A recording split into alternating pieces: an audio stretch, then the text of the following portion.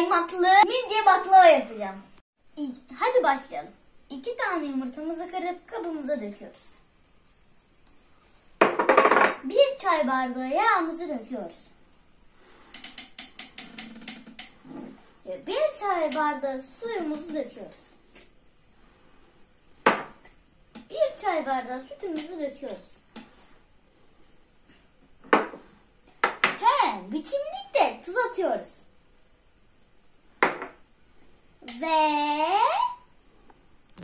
Ve sirkemizi atıyoruz.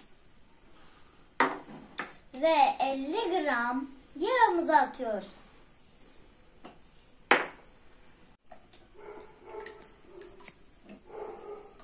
Karıştırıyoruz. Yavaş yavaş un ekliyoruz.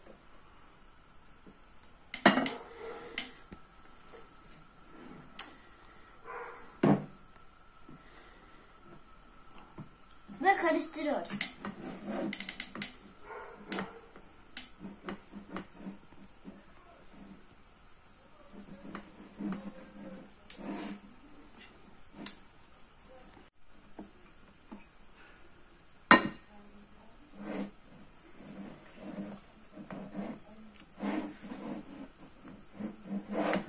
Hamurumuzu tepsiye aldık, yoğurmaya devam ediyoruz.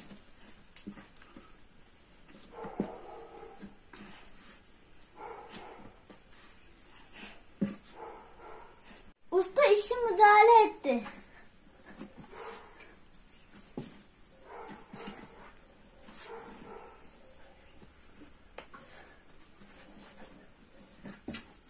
Hamurumuzun kıvamı bu olacak.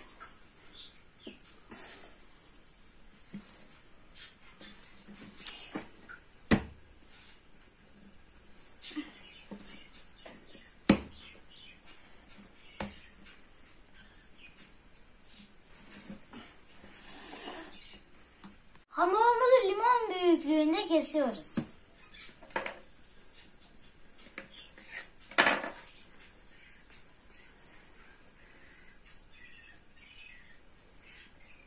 Hamurları göz kararı eşit kestik. Siz de lütfen dikkat edin.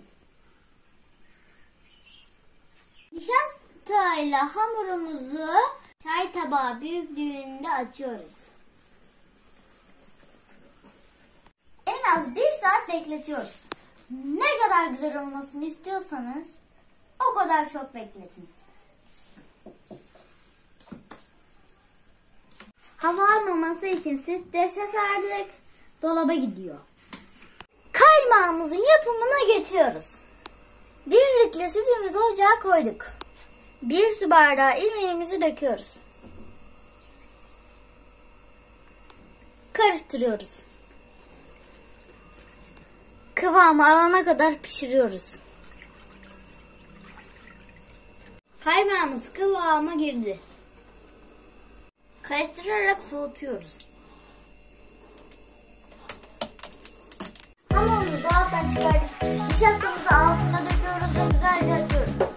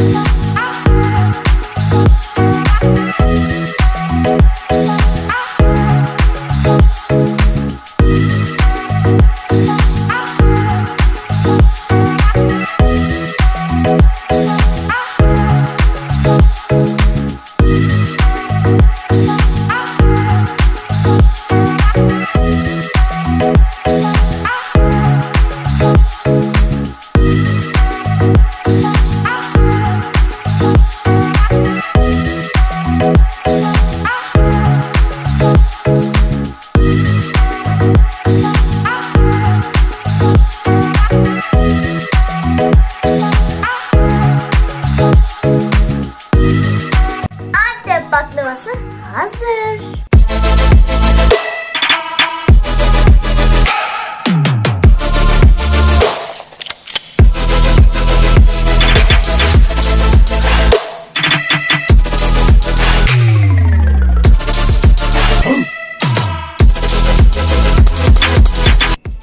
Şimdi en sevdiğim sıra tadına bakmak. Hadi bakalım.